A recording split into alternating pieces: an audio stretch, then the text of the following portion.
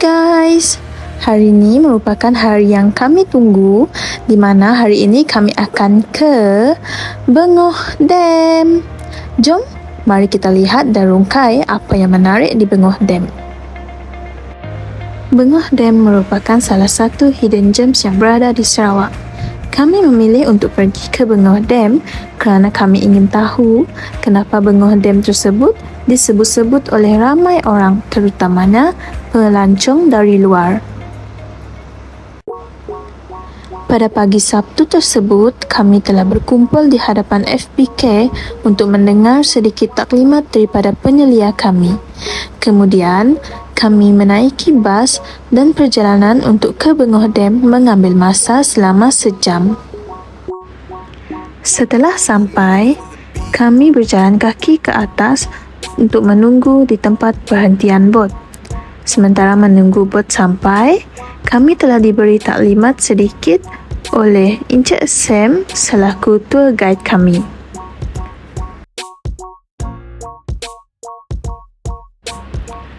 Perjalanan menaiki bot telah mengambil masa selama 20 minit untuk sampai ke jeti.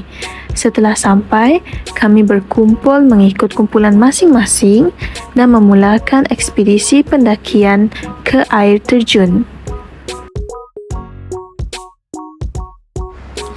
Di Bengoh Dam tersebut, terdapat 3 air terjun yang akan dijumpai semasa melakukan pendakian, iaitu yang pertama, air terjun Dain, air terjun Pean ataupun digelar sebagai Curtain Waterfall, dan air terjun Susung ataupun Jurassic Waterfall. Kami hanya pergi ke Curtain Waterfall dan Susung Waterfall. Tidak hairanlah nama Bengoh Dam sering disebut-sebut oleh pelancong luar dan pendaki-pendaki yang pernah datang ke sini. Tengoklah Curtain Waterfall-nya. Keindahan alam semula jadi yang dipamerkan sangat menarik. Tempatnya pun luas untuk mandi manda dan sangat sesuai untuk dijadikan sebagai tempat berehat. Setelah melihat keindahan di Curtain Waterfall, kami meneruskan pendakian untuk ke Susung Waterfall ataupun digelar sebagai Jurassic Waterfall. Air terjun Susung ini merupakan salah satu air terjun yang menjadi tarikan pelancong kerana mempunyai signature yang viral untuk bergambar.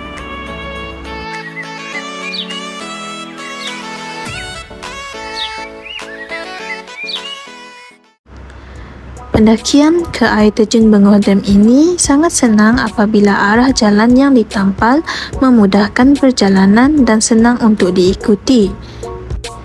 Setelah puas mandi-manda di Curtain Waterfall, kami turun semula ke jeti untuk menunggu bot yang akan membawa kami ke Kampung Sting. Perjalanan bot ke Kampung Sting ini telah mengambil masa selama 5 minit. Perjalanan untuk naik ke Kampung Sting ini agak mencabar kerana kami perlu naik ke atas 600 meter dari jalan dan kesemua trek tersebut adalah 45 darjah. Penat, sangat penat kerana kami belum pernah lagi mempunyai pengalaman untuk naik ke kampung yang berada di bukit. Tetapi, apa yang menariknya di Kampung Sting ini, kami telah disediakan tempat tinggal dan juga makanan.